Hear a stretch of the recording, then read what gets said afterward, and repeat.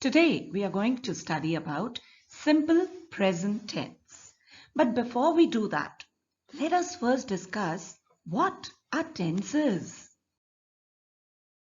The tense of a verb tells us about the time of an action or event.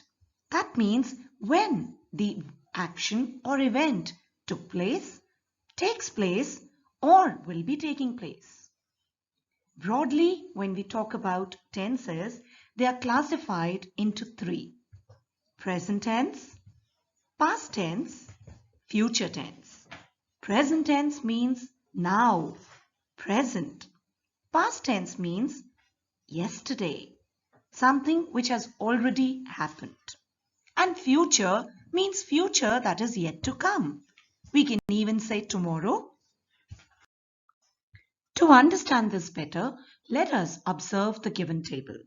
The table shows simple present tense, simple past tense, and simple future tense. How verbs change every time. I hope you all know that to change the tense of a sentence, we need to change the verb. Only verb changes. Okay. So here, if we look at the first verb here, it is buy or buys in present tense. When we are talking about something in the present, we will use buy or buys. But if we are talking about past, buy changes to bought. And for future, it will change to will buy or shall buy. Do or does will change to did, and for future, will do or shall do. You must be wondering, where do we use will and when to use shall? Will is used in all other cases except I. With I and we use shall, and rest everywhere else we use will. The next verb given here is sleep or sleeps.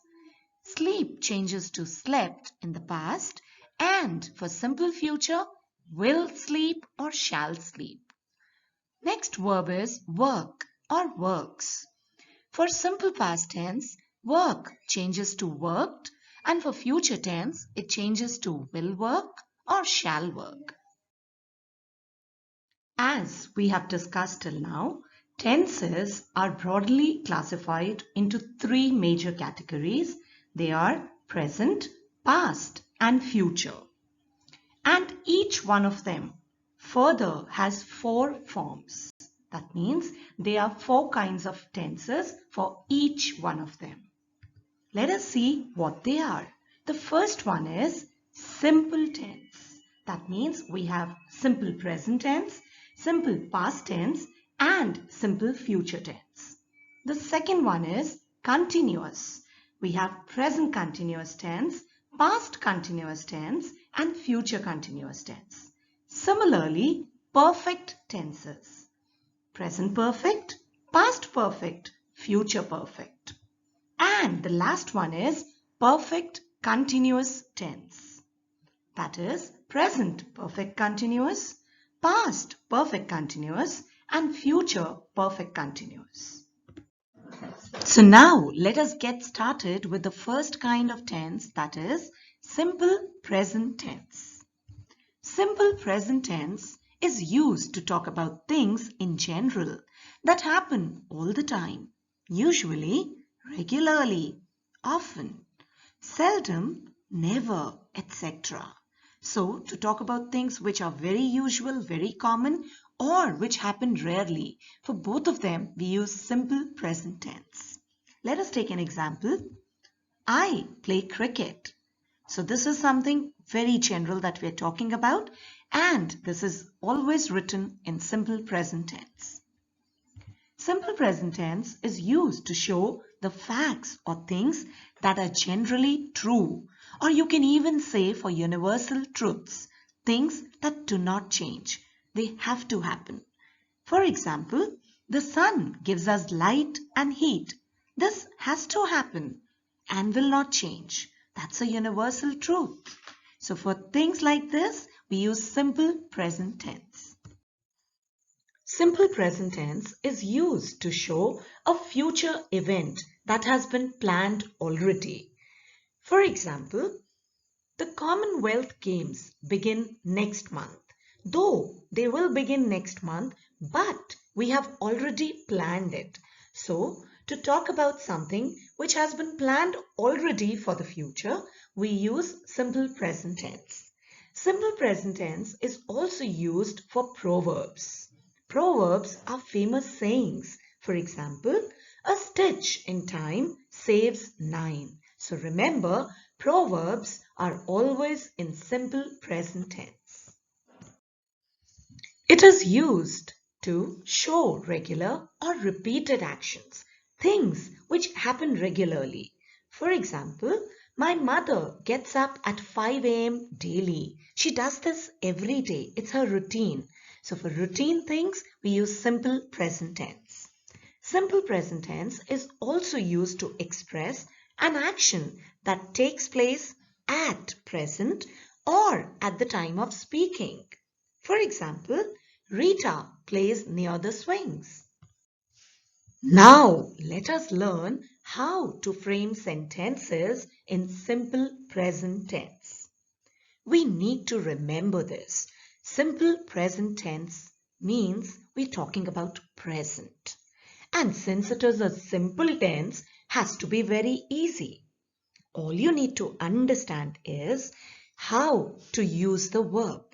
As discussed earlier, whenever the tense of a sentence changes, the only thing that changes is the verb. So we just need to work with the verb. What is a verb? Verb is the action being talked about or being done in the sentence. So all we need to do is play a little with the verb. Let us see how. With singular subjects. What is a subject? Subject is the doer of action. So, if the person or the thing we are talking about or the doer of action in the sentence is singular, means is one, then we add s or es to the root form of verb. What is root form of verb? Root form of verb is the base form of verb. For example, sit is root form of verb. Play is a root form of verb. Go, root form of verb. Okay, the base, what we call that action, is the root form of verb. So if the subject in the sentence is singular, is one, then we add s or es to the root form of verb. So sit will become sits, play will become plays, go goes, do does. What are singular subjects? I have given a few examples here. Ram is one person. It's a singular subject. Child, one person, singular subject. Mohan, one person, singular subject.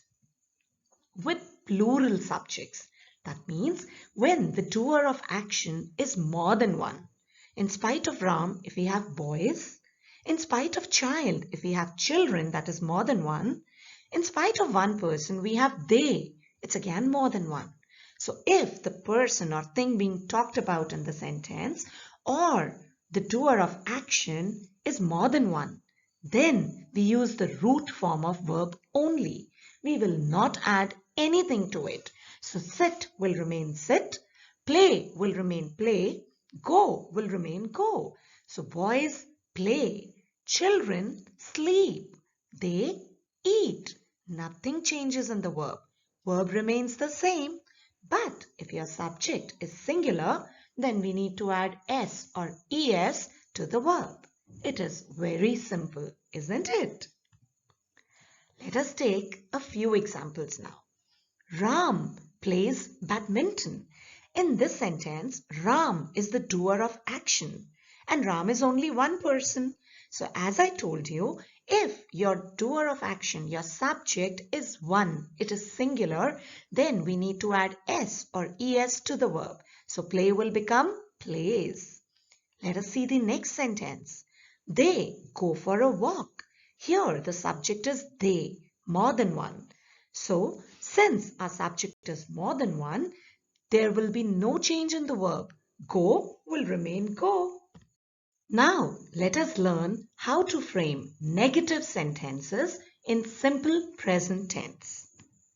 We form negative sentences in simple present tense by adding do not or does not. But the question arises, where should we use do not and where will we use does not? Do not is used with plural subject. Or if your subject is I, I is a very naughty word. Though I is one, but still it wants to follow plural only. It says I am a plural. I will not follow singular rules. Okay. So for plural subjects and for I, we use do not. And in case our subject is singular, that means one person, then we will use does not to make negative sentences, and they will be followed by what? They will be followed by the root form of verb. So let us repeat once again.